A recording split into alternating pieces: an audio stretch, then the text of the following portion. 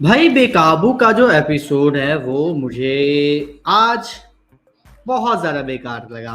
क्योंकि बेकाबू का जो एपिसोड था, अगर हम सिर्फ उसकी बात करें, कोर जो बेकाबू का एपिसोड था सिर्फ उसकी बात करें, तो कहीं ना कहीं हमें थोड़ा सा इंटरेस्ट आता। लेकिन गड़बड़ आज ये हो गई कि नागिन की स्टोरी के साथ जब बेकाबू की स्टोरी मतलब मैश कर दी गई, मिक्स कर दी गया, बोले महासंगम कर दिया गया, तो कहानी काफी ज्यादा यहाँ पर ना रकस क्रिएट हो गया। क्योंकि मैं नागिन नहीं देखता पर्सनली, सच बताऊं। और अगर मैं नागिन नहीं देखता, मैं बेकाबू देखने के लिए इस शो को देख रहा हूँ, तो भाई मुझे नागिन भी देखना पड़ रहा है। और अगर मुझे नहीं भी देखना नागिन, तो मजबूरी में मुझे नागिन देखना पड़ेगा। प्लस बाई चांस मुझे किसी काम के लिए इधर से उधर होना पड़ेगा, वहां पे बेकाबू का कोई शॉट निकल गया, गया। उस सीन में क्या हुआ हमें पता ही नहीं। आगे अगर एपिसोड में, हमें जब 16 एपिसोड आएंगे इनके अलग अलग, तो तब हमें पता चलेगा कि भाई ऐसा कुछ हुआ था और हमने उस टाइम पे ये मिस कर दिया। तो ये ना बहुत ज्यादा मतलब कंफ्यूजन क्रिएट कर रहा था, और यही चीज मुझे आज के एपिसोड में बिल्कुल भी पसंद नहीं आई। प्लस नागिन के एपिसोड में एक राक्षस है, अब वो राक्षस कहाँ से है पता नहीं, और उसको रानव, सॉरी रानव बोल रहा हूँ, जो क्या कहते हैं, रानव की बॉडी में जो प्रथम है उसकी माँ के बारे में पता था। ये बड़ा मुझे अजीब सा लगा। तो ये चीज मुझे कुछ समझ में नहीं है कि आखिर सेंस क्या बनाती, क्योंकि मुझे सच में नहीं पता कि भाई नागिन में क्या हो रहा है और क्या चल रहा है। दूसरी साइड बेला को भाई नागिन के बारे में पता है, ठीक है, और नागिन को बेला के बारे में पता है कि राक्षस है, सॉरी वो परी है, ठीक है, और वो है क्या कहते हैं, विच्छाधारी नागिन, या क्या कहते हैं इनको, कुछ और भी कहते हैं, वो है। अब यहाँ पर एक और चीज जो मुझे काफी ज्यादा कंफ्यूजिंग कर रही थी, वो ये कि बेला जहां पर खड़ी थी, मतलब एक पेड़ था वहीं पर ही उसके पास जो उनकी कोठी है, वहां पर फूल गिरते तो फूल काले पड़ रहे थे। तो ऐसा क्यों? क्योंकि अगर एक राक्षस वहां पर मरा हुआ है और गड़ा हुआ है, तो उसकी एनर्जी तो मेरे ख्याल से बिल्कुल नलीफाई हो जानी चाहिए, जीरो हो जानी चाहिए। तब भी वहां पर फूल गिरने से काले क्यों हो रहे थे, मुझे ये चीज समझ में नहीं आई, मतलब लॉजिकल नहीं लगी। और इसके बाद मुझे एक और जो चीज थी वो मुझे बड़ी अजीब सी लगी, वो ये कि भाई एक नया करेक्टर हमें देखने को मिला, और उस कैरेक्टर के बारे में हमें कुछ इतना ज़्यादा मतलब क्लियरली समझ में नहीं आया कि वो कौन है, कहाँ से बिलोंग करती है, किसकी बेटी है, क्या है, कुछ नहीं। बस वो रानव के साथ बचपन में खेला करती थी, उसके साथ मतलब मूवीज़ वगैरह देखती थी, बस इतना हमें बताया गया। इतना इसलिए भी पता चल गया कि जो हमारे प्रथम भाई हैं, वो हमारे रानव भाई की मेमोरीज में झांकने की कोशिश कर रहे थे, इसलिए पता चल गया।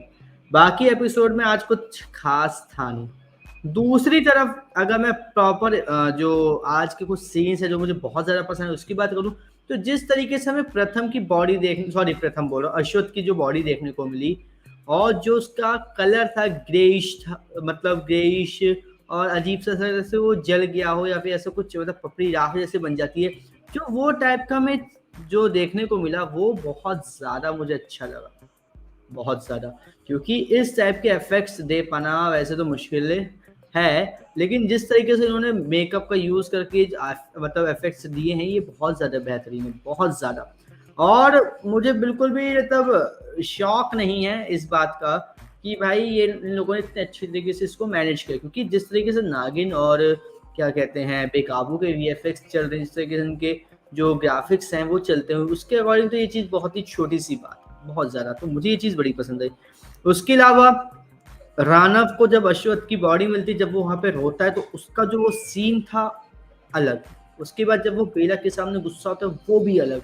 उसके बाद जब वो मतलब कपड़े पहन रहा होता है, तब भी मतलब इतने ज्यादा डिफरेंट सीन, और सारे के सारे बिल्कुल सिचुएशन से मैच कर रहे थे कि मुझे सच में मजा आ रहा था इन सब चीजों को देखने में। और एक और बात है कि शालीन भनोत को ना लोग इन्हीं वजह से देखना भी पसंद कर रहे होंगे बेकाबू में, क्योंकि जब एक एक्टर प्रॉपर मतलब सीन कर रहा होता है, या फिर मैं ये बोलूँ कि अपने रोल को निभा रहा होता है, तो लोग उसके साथ कनेक्ट तब कर पाते हैं जब वो प्रॉपर अपने कैरेक्टर को जस्टिस दे पा रहा हो।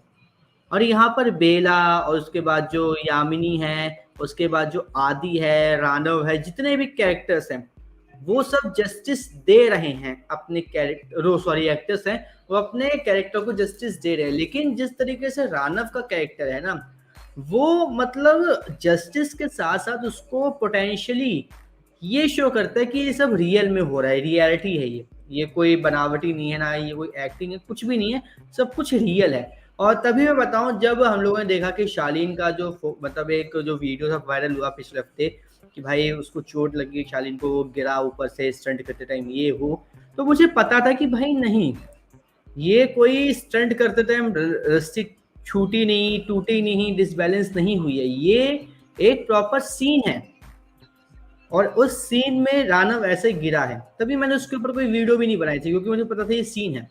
बाकी सभी ने भाई इस पे बना दिया कि भाई चोट लग गई, ये सीन करते हुए गिर गए, डिसबैलेंस हो गई, ये है वो है। लेकिन मैंने जब एपिसोड देखे हैं पहले के भी, तो उसमें ही समझ में आ रहा था कि जो शालीन है वो अपने रोल को लेकर इतने ज्यादा सीरियस हैं कि अगर उनकी कोई BTS फोटो वीडियो भी अगर कोई शेयर कर दे शो की, तो लोग उसको सीरियसली ये समझेंगे कि रानव के सॉरी शालीन के साथ ये हादसा हो गया है। और यही चीज हमें पिछले हफ्ते देखने को मिली कि जब वो स्टंट होते हुए हमें देखने को मिला कि जब यहाँ पर शालीन ऊपर से नीचे गिर रहे हैं, उसको सबने सच मान लिया। बट मुझे पता था कि नहीं भाई ये सच नहीं है, एक सीन है, क्योंकि मैं एपिसोड को फॉलो कर रहा हूँ, शो को फॉलो कर रहा हूँ, और जिस तरीके से मैं रानव की एक्टिंग को देख पा रहा हूँ, उसको देख के कहीं ऐसा नहीं लगता कि ये कोई रोल निभाया जा रहा है। एंड सच में हैट्स ऑफ, शालीन मनोज जिस तरीके से इस कैरेक्टर को जस्टिस दे रहे हैं वो अलग ही लेवल की है, बहुत ज्यादा। प्लस रानव कहीं कहीं पर ऐसा लगता है कि कंफ्यूज्ड है, जो कि मतलब मोमेंट पर ठीक बैठता है, कहीं कहीं पर लगता है कि वो बिल्कुल क्लियर माइंडेड है। जैसे फॉर एग्जांपल जब वो गिरा, ठीक है, वो जो एक नई लड़की आई उसके पावर से वो एकदम से गिरा, तो वहां पर वो गुस्से में था क्योंकि यामिनी के बारे में वो पूछ रहा था, यामिनी के पति से। लेकिन तभी जब वो पावर से एकदम से पीछे जाके नीचे गिरता है, तो उसमें गुस्से के साथ उसके अंदर एक इमोशन ये भी होता है कि ये हुआ क्या मेरे से, ये इतनी पावरफुल कैसे है, और ये मुझे पीछे से क्या हुआ क्या, वो चीज। और दोनों वो कंफ्यूजन इसके दिमाग में जो चल रही होती है ना, कि दोनों से सेंटिमेंट्स की, गुस्सा भी और कंफ्यूजन भी, वो क्लियरली फेस पर विजिबल होता है। ऐसे ही एक टाइम ऐसा भी आया था जहां पर वो ये समझ नहीं पा रहा था कि भाई मुझे करना क्या है, क्योंकि उसने अश्वथ की बॉडी देखी वो, और वो गुस्से में था, तो वो यामिनी को ढूंढने के लिए भी जाने की कोशिश कर रहा था। वो इस टाइम ऐसे मतलब वो था सोच में कि अब मैं क्या करूं, मेरे को समझ में नहीं आ रहा। तो वो चीजें भी ना साफ साफ क्लियरली दिखती है कि भाई रानव कंफ्यूज हो रहा हो। मुझे सच बताऊं, कोई शर्म नहीं है कहने में कि शालीन मनोज बहुत ही अच्छी तरीके से इस रोल को जस्टिस दे रहे हैं। और कास्ट जिस तरीके से एकता कपूर ने शो के लिए चुनी है वो बहुत ज्यादा बेहतरीन है। कोई भी एक ऐसा कैरेक्टर या एक्टर नहीं जिसको मैं ये बोलूँ कि नहीं यार ये इस रोल के सूटेबल नहीं है, कोई भी नहीं है। सबके सब इतने ज्यादा फिट हो रहे हैं, इतने ज्यादा अच्छी तरीके से अपने रोल को निभा रहे हैं कि मुझे लगता है कि इस शो में अगर किसी और को या फिर कोई और कैरेक्टर होता किसी और रोल में, मैं शालीन की बात करूं, बेला की बात करूं, या फिर मैं क्या नाम है इनका, यामिनी जो कैरेक्टर निभा रही हैं, क्या मोनालिसा, उनकी बात करूं, अगर इनकी जगह कोई और एक्टर इन रोल को निभा रहा होता तो वो इस तरीके से जस्टिस नहीं दे पाता। ये फैक्ट है। एंड मैं इन सब चीज़ों को देख के बहुत ज़्यादा खुश हूँ कि किस तरीके से इन लोगों ने जस्टिस की। लेकिन एक चीज़ मुझे भाई अभी भी बड़ी अजीब सी लग रही है कि ये नागिन और बेकाबू का जो ये महासंगम है इतना ज़्यादा अच्छा नहीं जा रहा, बेकार जा रहा है। प्लस मैंने आज से जो पिछले हफ्ते का एपिसोड था उसका रिव्यू मैंने बोला भी था कि भाई इतना अच्छा पूरा का पूरा यूनिवर्स बना हुआ है कि अगर इन सबको कनेक्ट कर दिया जाए तो क्या मतलब मज़ेदार हो जाएगा ये। और भाई आज के एपिसोड में कर ही दिया महासंगम नागिन का और बेकाबू का। एंड लेट्स सी ये जो महासंगम का कल का एपिसोड इतना ज्यादा बोरिंग ना हो कि भाई देखते देखते मन उठ जाओ, बोले कि यार नहीं देखना बस। बाकी भाई आपके अकॉर्डिंग आपको कैसा लगा नागिन और बेकाबू का महासंगम का एपिसोड, कमेंट करके जरूर बताएं। और इसी तरीके से अपडेट से जुड़े रहने के लिए हमारे चैनल को सब्सक्राइब कर लीजिए, बेल आइकन को दबा लीजिए ताकि आपसे मिस ना हो हमारा कोई भी लेटेस्ट